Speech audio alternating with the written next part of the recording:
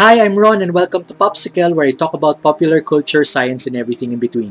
In this episode of PopScicle, we'll be talking about the Philippines and its involvement in the Best International Feature Film category of the Academy Awards, or better known as the Oscars.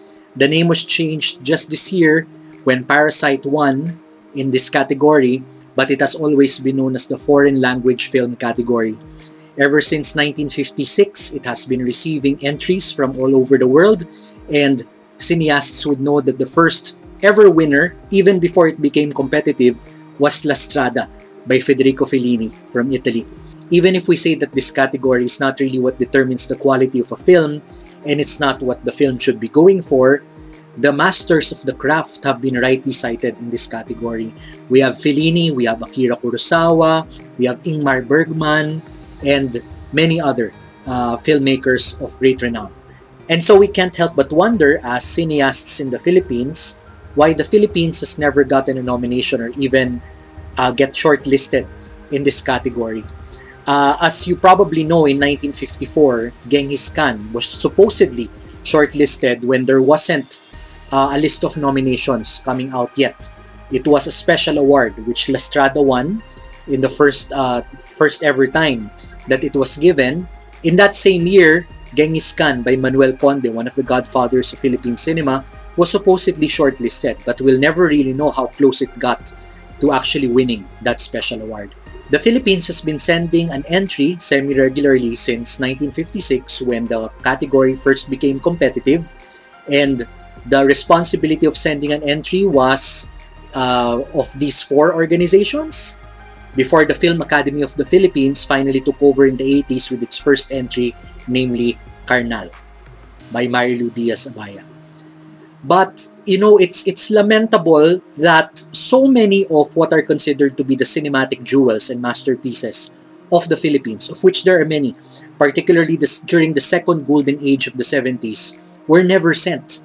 And this is very sad because we'll never really know if these films ever had any chance. I've been thinking of posting this particular video for quite some time now, but really what precipitated the decision to finally do it is the recent announcement of the Film Academy of the Philippines selecting Mindanao by Brillante Mendoza to be the entry of the Philippines for the upcoming Academy Awards. Now, it's not necessarily a horrible choice given that it carries the name of Brillante Mendoza, which might be useful given that this year so far, none or very, very few of the submissions of other countries has been carrying a heavy name that a lot of cineasts internationally know. Whereas Brillante Mendoza is a well-known name and is himself a member of the Academy if he accepted the invitation that he received a few years ago. However, I and a lot of other cineasts that I know in the Philippines are not very happy with the decision because this is a year when there was an embarrassment of riches in terms of quality films that challenged conventions and were so creative and so passionately made and so substantial that we can't help but think, was Mindanao really the best choice? This is a year where we had Kalel 15, Edward, John Denver Trending, Lahi Hayop by Lav Diaz, another very well-known name in the international film community. We have Babae at Baril, which won the Orient Award for Best Picture, among others. We have Cleaners, one of the most creative films that I've seen in a very, very long time. And many, many other films that a lot of other film fans in the Philippines could rightly name as deserving entries of the Philippines this year. So given that, I can't help but think back on the history of the Philippines in this category, which I've already written on in my blog, Film Otaku. And in fact, this blog entry, which I wrote several years ago, has been cited by several other publications, including the Wikipedia entry on the Philippines entries to the foreign language film category, as you can see here. So some of the things I'm going to say come from that blog, but I did extra research on some of the the festival appearances of these films that I'm going to talk about. Essentially, this episode is going to be divided into two parts. The first is where I'm going to discuss what I believe are the top 5 entries of the Philippines to the best foreign language film category, or renamed the best international feature film category. What do I mean by top 5 or the best 5? These are the ones that I believe probably came close to getting shortlisted or getting a nomination by virtue of its quality, of course, but also its international presence.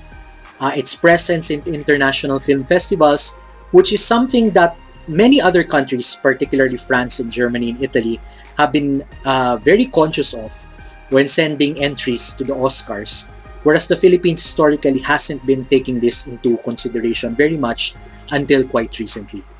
And then the second part is where I talk about the top 10 films that the Philippines never sent, which I believe would have stood some chance, a good chance, of at least being shortlisted. So let's start with the first part, which is the top 5 films that the Philippines sent to the Oscars.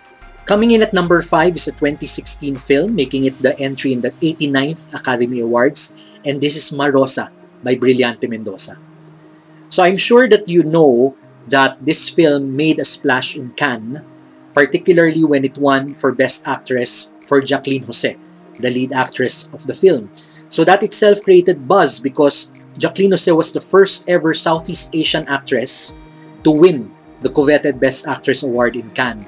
And this was a big thing. No one really expected it. She had very, very tough competition at that time. But then she prevailed, and so that made some sort of a buzz over the film. In addition to that, of course, it was directed by Brillante Mendoza, who by that time was already quite a well-known name in international cinema. And so it was no surprise that it was selected by the Film Academy of the Philippines as its entry.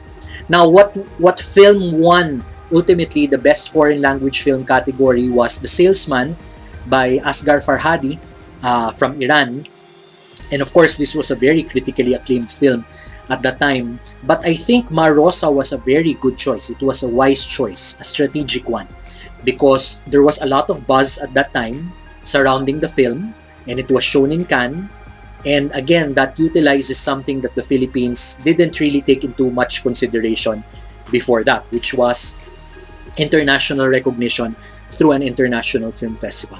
At number 4 is a 2012 film by June Lana, and this was an entry in the 85th Academy Awards. This is Buakaw. You might remember Buakaw was the film starring Eddie Garcia, and it's about his relationship with a dog.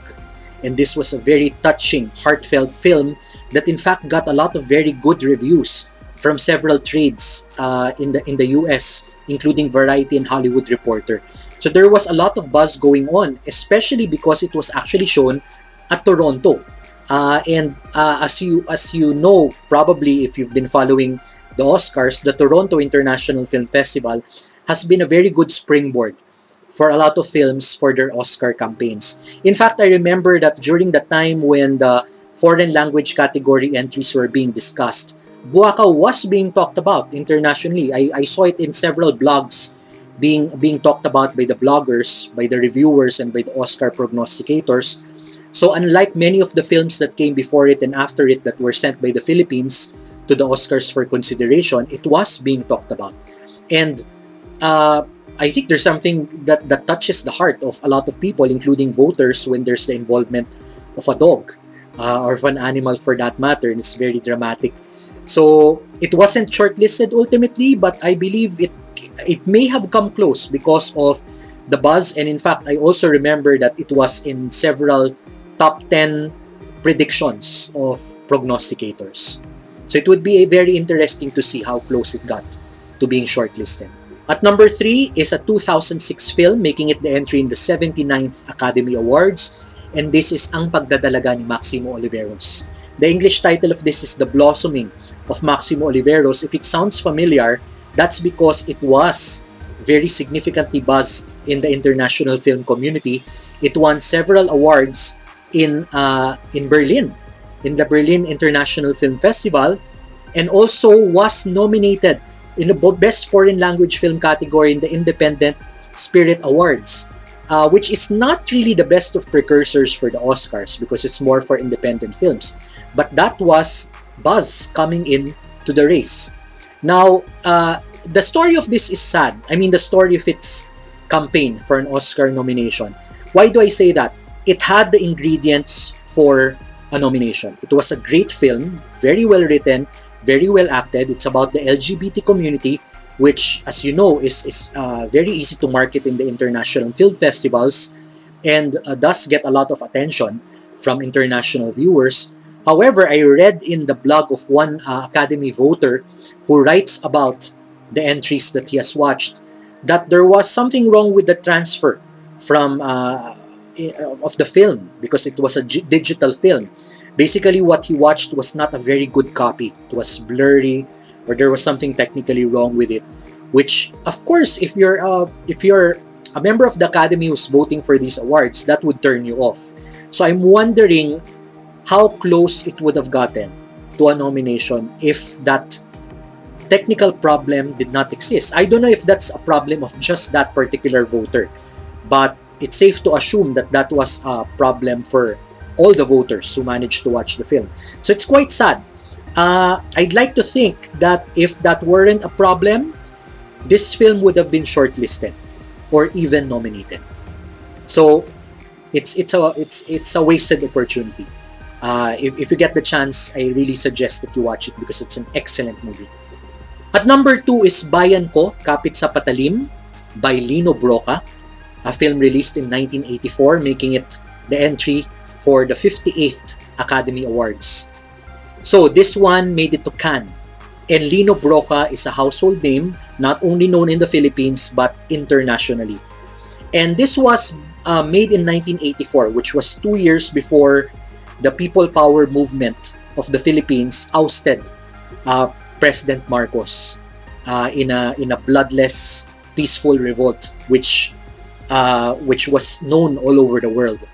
Now, 2 years prior to that, I think the US was still very much a supporter of the Marcos regime, so that may have played a role in why this didn't get a nomination, despite the Cannes presence and despite Lino Broca being the filmmaker. We're not quite sure how much of an impact it really made in the race, but I believe it would have come close.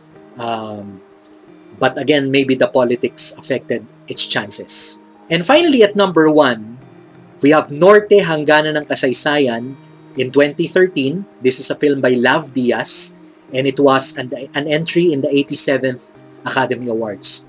So, this made a big splash in Cannes, in Toronto, and many international journalists and cinema fans were raving about it for many good reasons. It's an excellent film. As you've gotten used to Lav Diaz, it's quite a long film, but it's actually not one of his longest, so it's more manageable for normal cinema goers.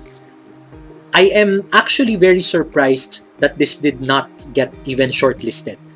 I would not have been surprised if it didn't get nominated, but the lack of its presence even in the shortlist was quite surprising and upsetting, especially considering that it was also nominated in the Best Foreign Language Film category of the Independent Spirit Awards, like Pagdadalaga ni Maximo Oliveros before it. So that was an extra push. You know, the Golden Globes could have played a crucial role. If the Golden Globes had nominated this one, then it probably would have gotten the push that it needed. But the Golden Globes has actually never been friendly also to Philippine entries. There has never been a nominee from the Philippines in the Golden Globes. But I'm really interested in seeing how close it got to being shortlisted. I'm really of the opinion that this is the closest that we ever got to being nominated. And it wouldn't have been surprising at all to see that Lav Diaz would have gotten us there. Now let's go to part 2. And this now is the wishful list. This is the list of the 10 films that I believe would have stood some chance of being nominated. So these are the lamentable non-entries of the Philippines. And so when I discuss each one, I'm also going to talk about the film that was ultimately selected. Before I go to my top 10, I'd like to mention a runner-up, an honorable mention. And this is On the Job, which was released in 2013, directed by Eric Mati. Those of you who've seen this film would probably know and understand why I'm hyping this film as, well, a runner-up. It's an excellent film, excellently crafted, hyperkinetic, like Infernal Affairs of Hong Kong. So, yeah, it would have been an exciting choice. But the reason why I'm just making it an honorable mention is because in that same year, our entry was Transit by Hannah Espia. Now, not a lot of people would remember Transit, but when it came out and I watched it, I remember thinking, this is so polished. And this is the type of film that the Oscars actually goes for. I wasn't really surprised that it wasn't shortlisted because it wasn't a big film. But again, it was so polished, and the signature, well, not so much the signature type of film that the Oscars goes for, but it's very Oscar friendly in terms of its theme and its quality. So I can't really say that On the Job would have been a better choice. I don't know, because in terms of flavor, I think Transit was more Oscar friendly. But still, I can't help but think how good a job On the Job would have done in the race if it had been sent in the place of Transit. Now let's go to my top 10. And at number 10, I have Respeto in 2017. Ultimately, the Philippines went for Birdshot by Mikael Red, which is not necessarily a bad choice. And the Red family carries a name in the international film community. However, anyone who has seen Respeto has given hats off to it and given so much respect for it. And a lot of people even consider it to be one of the best Filipino films ever made. It's that good. It's about it's about music. It's about life. It revolves around a rapper and his struggles in life to become more than what society and himself sees him to be. So there's a lot of weight to it, a lot of heft to it. So I can't help but wonder how well it would have done, because I don't think Birdshot had a chance at being shortlisted despite its quality. Respeto is on a whole other level in terms of the craft, direction, writing, even the acting by mostly new actors. I can't rave hard enough about this movie, which I just saw a few months ago, but after seeing it, my breath was taken away, and I really immediately considered it to be one of the best Filipino films that I've ever seen. I don't know how much of that feeling would have been shared by Academy voters, but ultimately, I believe it would have been a better choice than Birdshot. At number 9 is another Lav Diaz film. This one is a 2004 film. It's Evolusyon ng Isang Pamilyang Pilipino. Yes, this is a 9-hour film. So it would have challenged anyone, and that alone would have probably scared off voters. But it did make a splash in Vienna when it was shown there. And at that time, Lav Diaz was already making quite a name for himself. And you know, the primary reason why I'm putting it in my top 10 is because that was the year when the Philippines did not send an entry. That was the only gap ever since the Philippines started really regularly sending entries in the 90s. And that was because of the technical boo-boo by the Film Academy of the Philippines. So, I believe there were two films that would have been good submissions. Aside from Evolusyon ng Isang Pamilyang Pilipino, which I had mentioned, Panaghoy sa Suba by Cesar Montano might have been a good choice. But, you know, the point is the Film Academy of the Philippines wasn't able to send an entry. And I can't help but wonder what a 9-hour opus by Lav Diaz would have done in the race, and how much it would have shaken the voters. Who knows, right? Who knows? Might have been shortlisted at least. At number 8, I'm putting in Jose Rizal, released in 1998 by Marilu Diaz-Abaya. Now, Jose Rizal is the national hero of the Philippines, and he is not known only in the Philippines. He is known by other people in other parts of the world.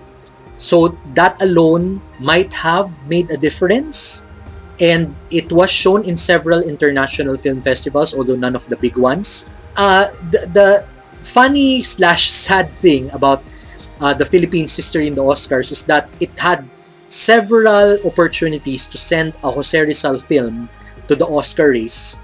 This one being the biggest one. It was a box office hit. It was quite well made. It was epic in scope and scale. And again, it carried the name of Jose Rizal. And the other one is Bayaning Third World by Mike De Leon, primary figure in the second golden age of Philippine cinema.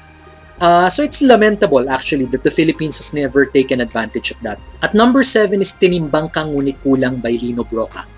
Now in the Philippines, this was much celebrated and still is now. It's still considered widely to be one of the best Filipino films ever, and rightly so. It was and still is a very, very powerful film with a strong message about Philippine society that still resonates up till now, quite sadly, about oppression and about poverty and about alienation and about hope, essentially, at the end.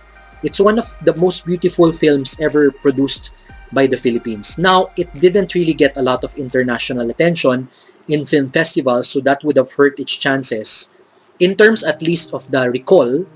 But a film like this, if ever it gets shown to Oscar voters, might have stirred a lot of hearts, who knows, and might have actually been shortlisted if it had been sent.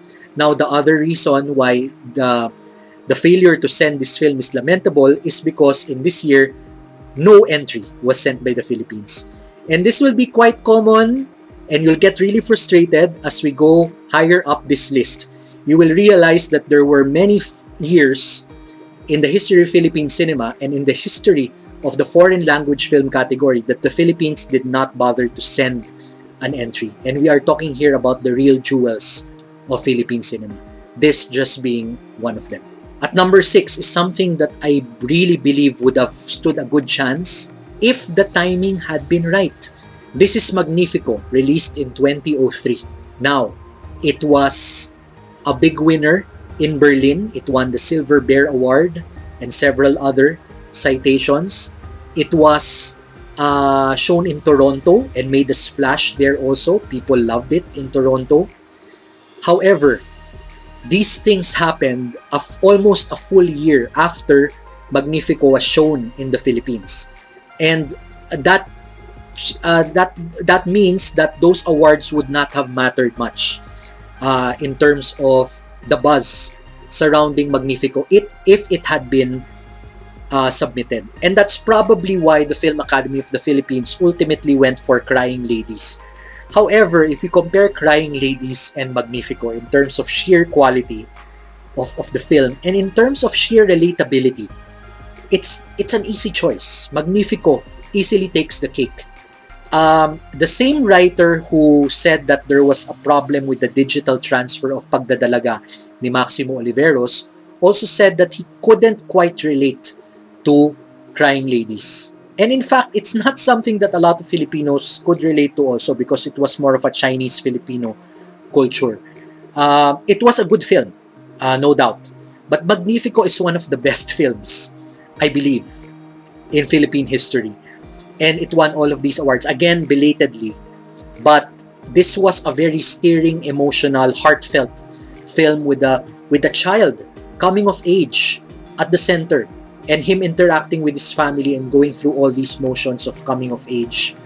Ultimately ending tragically, but you know, that has never stopped the Oscars from loving films like that. In fact, a lot of Academy voters probably love tragic endings to great films. So again, I can't help but wonder how close Magnifico would have gotten to getting a nomination if it had been submitted by the Philippines. At number 5, we have one of the true masterpieces of Philippine cinema, Oro Plata Mata by Peque Galiaga, released in 1982. Now, this was another year where the Philippines did not send an entry to the Oscars for whatever reason. But if it did send one, it had several prime choices, this being only one. The other choice is the one that I put in at number 4, and we're going to go to that immediately after this one. For me personally, this is the best film ever made in the Philippines. It's my favorite Filipino film. And it was shown in the Chicago International Film Festival, so it did have some international exposure. And it was about the ravages of war on Philippine society, which of course could be translated to other societies as well. And it's so well crafted and so well lensed, and there are some scenes there that are so powerful that would ultimately transcend language barriers. It's really sad that it never got a chance to represent the Philippines uh, when it could have, because no film was sent. So let me go straight to my number 4. And number 4, which was also released in 1982, so could have also been sent by the Film Academy of the Philippines for consideration in this category, it's Batch 81 by Mike De Leon. Again, Mike De Leon is a prime figure in the second golden age of Philippine cinema. He has not turned in a single bad film, and this was one of his best. This is a jewel of Philippine cinema. It's very heavy. It's about fraternities and hazing. But again, the Academy has never really shied from dark films. So this might have been up the alley of a lot of Academy voters if it had just been given a chance. And this one was shown in Toronto and Chicago and made quite a buzz in both, I believe. So it was another wasted opportunity to send an internationally known film that was carrying the name of a well-known director, and most importantly, was of very, very high quality. A mischance, definitely. And at number 3 is another 1982 film. So again, this was one of the other ones that was not sent that year, and this is Himala by Ishmael Bernal. Himala was shown in Chicago and Berlin. It was in competition at the Berlinale. That's how internationally recognized it was at that time, and it is one of the jewels, again, of Philippine cinema. Very recently, it was voted, well, not very recently, some 10 years ago probably, it was voted as the best film in Asia, but, I don't put too much stock on that in terms of, overall quality, because that was by vote, and, Filipinos are notorious for being very good at voting online. But having said that, this is my second favorite Filipino movie of all time. And it's very well directed and acted by the lead actress Nora Honor, who has also made some name for herself in international circles, has been winning some international recognition. And it's about faith, the strength of faith, which is quite universal, something that would have touched the hearts of several, if not many, voters. So, again, this is a missed opportunity. It might have stood a chance. So, 1982 was a particularly bad year for the Philippines in terms of its history in this category, because it could have sent Himala, could have sent Batch 81, or could have sent Oro Plata Mata, but it chose not to send any of these for whatever reason. At number 2, we have Ora Pro Nobis by Lino Broca, released in 1989. Now, this was a very controversial film. It was banned by the Aquino administration. This came 3 years after the People Power movement that put Cory Aquino, into power. It was very critical of the government. Lino Broca's films have always been critical of governments, whether the Marcos or the Aquino government, in fairness to him. And it was a powerful film that also made it in Cannes and Toronto. That's a double whammy. Although at that time, I don't think Toronto was as much of an influence as it is now. But taking those things into consideration, and again, Lino Broca's name, it was not sent. In that film, no film was sent by the Philippines in 1989. It probably had something to do with the fact that during that time, there were a lot of coups d'etats in the Philippines that tried to unseat President Aquino. So that time was very politically chaotic. And so probably there was not a lot of opportunity to focus on cinema at that time. However, the Film Academy of the Philippines should have been able to do its job independently of what was happening around it. And definitely it had this very good choice, which it could have sent to the Oscars, and we don't know how well it would have done, given the political repercussions. And, the people were probably still remembering what happened 3 years ago in EDSA with the People Power movement. And again, they remember Lino Broca's name. So this might have come close also to a nomination, or at least being shortlisted. And at number 1 is Maynila sa Mga Kuko ng Liwanag in 1975, which you may have already predicted, because now this is widely considered by many to be the best Filipino film ever made.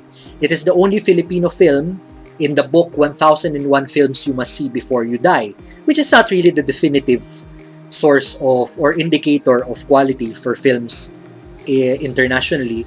However, it's still a big thing for that film to be included in a book of 1001 out of millions of of films and thousands of films that could have been selected to be part of that. Lino Broca is and was quite a household name in the international film community. Now, this one didn't really get a lot of buzz in the international film circuit until later when it started being re-released. But that doesn't mean that if it had been sent to the Oscars, it wouldn't have made a splash. Because people love it. The international film community loves it. When they see it, they really like it. So the same could have happened to the voters, and then it would have carried Lino Broca's name with it.